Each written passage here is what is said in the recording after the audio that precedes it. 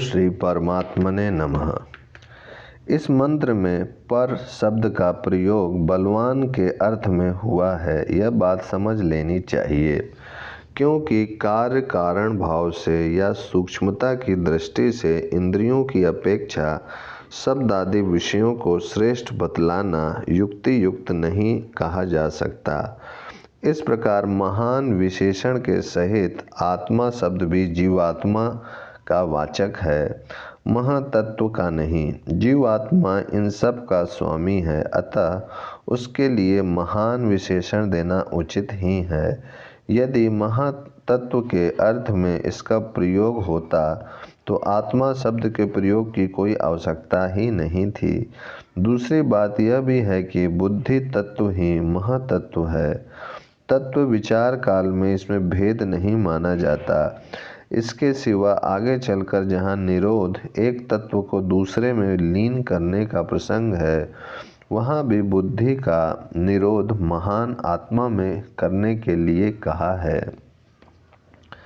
इन सब कारणों से तथा ब्रह्म सूत्र कारक को सांख्यात्मक अनुसार महातत्व और अव्यक्त प्रकृति रूप अर्थ स्वीकार न होने से भी यही मानना चाहिए कि यहाँ महान विशेषण के सहित आत्मा पद का अर्थ जीवात्मा ही है। इसलिए मंत्र का सारांश यह है कि इंद्रियों से अर्थ विषय बलवान है।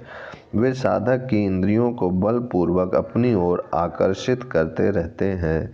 अतः साधक को उचित है कि इंद्रियों को विषयों से दूर रखे। विषयों से बलवान मन है। यदि मन की विषयों में आसक्ति ना रहे तो इंद्रियां और विषय ये दोनों साधक की कुछ भी हानि नहीं कर सकते। मन से भी बुद्धि बलवान है, अतः बुद्धि के द्वारा विचार करके मन को राग द्वेष रहित बनाकर अपने वश में कर लेना चाहिए। एवं बुद्धि से भी इन सब का स्वामी महान आत्मा बलवान है।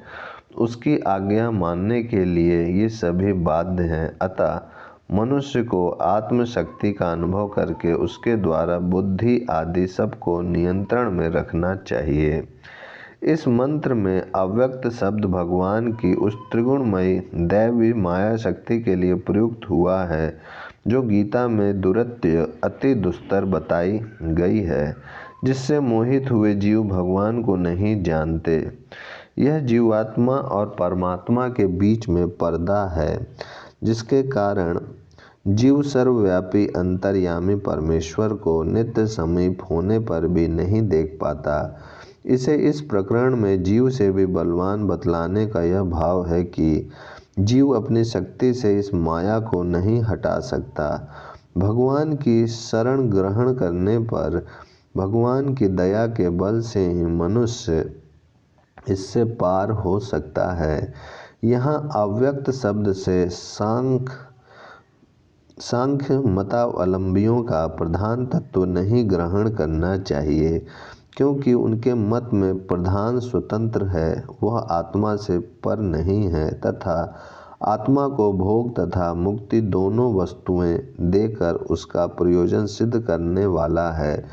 परंतु उपनिषद और गीता ने इस अव्यक्त प्रकृति को कहीं भी मुक्ति देने में समर्थ नहीं माना है। अतः इस मंत्र का तात्पर्य यह है कि इंद्रियां, मन और बुद्धि इन सब पर आत्मा का अधिकार है, अतः यह स्वयं उनको वश में करके भगवान की ओर बढ़ सकता है।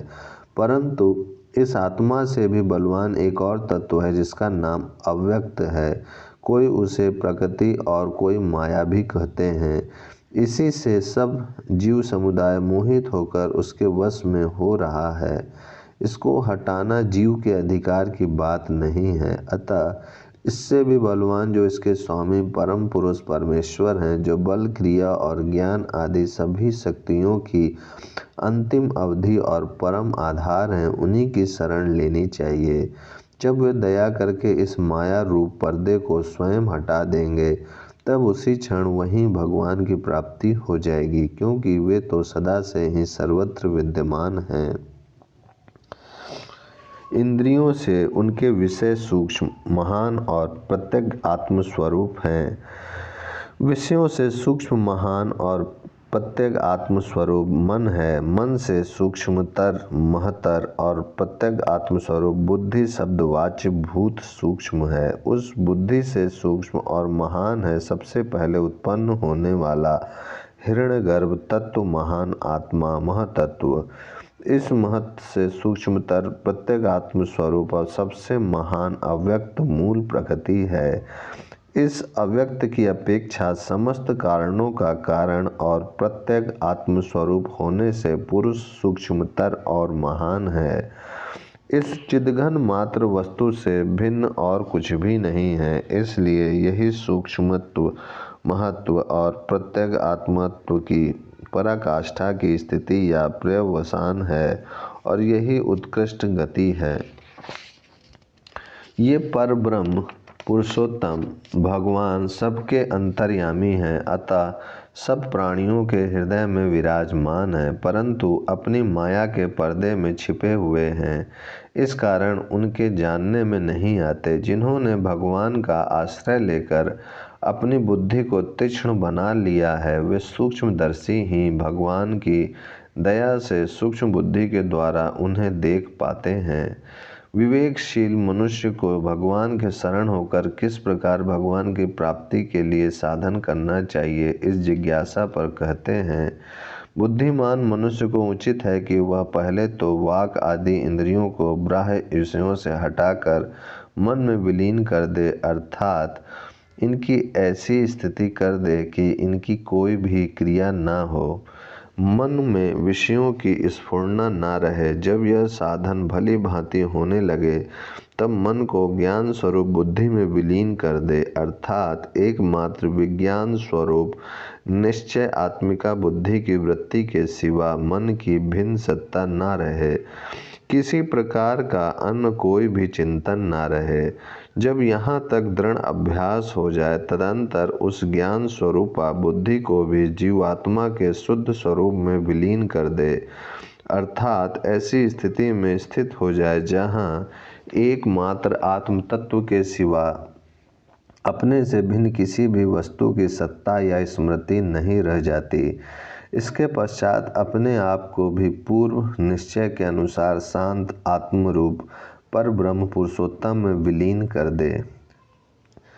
इस प्रकार परमात्मा के स्वरूप का वर्णन तथा उसकी प्राप्ति का महत्व और साधन बतलाकर अब श्रुति मनुष्यों को सावधान करती हुई कहती है कि हे मनुष्य, तुम जन्म जन्मांतर से अज्ञान निद्रा में सो रहे हो। अब तुम्हें परमात्मा की दया से यह दुर्लभ मनुष्य शरीर मिला है। इसे पाकर अब एक क्षण भी प्रमाद में मत बिताओ, मत खो, शीघ्र सावधान हो जाओ। श्रेष्ठ महापुरुषों के पास जाकर उनके उपदेश द्वारा अपने कल्याण का मार्ग और परमात्मा का रहस्य समझ लो। परमात्मा का तत्व बड़ा गहन है। उसके स्वरूप का ज्ञान, उसकी प्राप्ति का मार्ग महापुरुषों की सहायता और परमात्मा की कृपा के बिना वैसा ही दुस्तर है जिस प्रकार छुरे की तेज धार पर चलना। ऐसे दुस्तर मार्ग से सुगमता पूर्वक पार होने का सरल उपाय वे अनुभवी महापुरुष ही बता सकते हैं जो स्वयं इसे पार कर चुके हैं। ब्रह्म प्राप्ति का मार्ग इतना दुस्तर क्यों है, इस जिज्ञासा पर परमात्मा के स्वरूप का वर्णन करते हुए उसको जानने का फल बतलाते हैं। इस मंत्र में उस पर ब्रह्म परमात्मा को प्राकृत शब्द, स्पर्श, रूप, रस और गंध से रहित बतलाकर यह दिखलाया गया है कि सांसारिक विषयों को ग्रहण करने वाली इंद्रियों की वहाँ पहुँच नहीं है। वे नित्य, अनादि और असीम हैं। जीव आत्मा से भी श्रेष्ठ और सर्वथा सत्य हैं। उन्हें जानकर मनुष्य सदा के लिए जन्म मरण से छूट जाता है। एक आदरणीय महानुभाव ने यह भी कहा है कि जो अशब्द, अस्पर्श, अरूप, अव्यय, अरस, नित्य और अगंध है, जो अनादि, अनंत, महतत्व से भी विलक्षण और कूटस्थ नित्य है, उस ब्रह्म आत्मा को जानकर पुरुष मृत्यु के मुख से छूट जाता है। यहाँ तक एक अध्याय के उपदेश को पूर्ण करके जब इस आख्यान के श्रवण और वर्णन का महात्म्य बतलाते हैं, यह जो इस अध्याय में नचिकेता के प्रति यमराज का उपदेश है, यह कोई नई बात नहीं है। यह परंपरागत सनातन उपाख्यान है। इसका वर्णन करने वाला और श्रवण करने वाला मनुष्य ब्रह्मलोक में प्रतिष्ठा वाला होता है। जो मनुष्य विशुद्ध होकर सावधानतापूर्वक इस परम रहस्यमय प्रसंग को तत्व विवेचन पूर्वक भगवत प्रेमी शुद्ध बुद्धि ब्राह्मणों की सभा में सुनाता है अथवा श्रद्धा काल में भोजन करने वाले ब्राह्मणों को सुनाता है, उसका वह वर्णन रूप कर्म अनंत फल देने वाला होता है, अनंत होने में समर्थ होता है। दोबारा कहकर इस सिद्धांत की निश्चितता और अध्याय की समाप्ति का लक्ष्य कराया गया है। तृतीया वल्ली समाप्त। प्रथम अध्याय समाप्त। ओम शांति शांति शांति।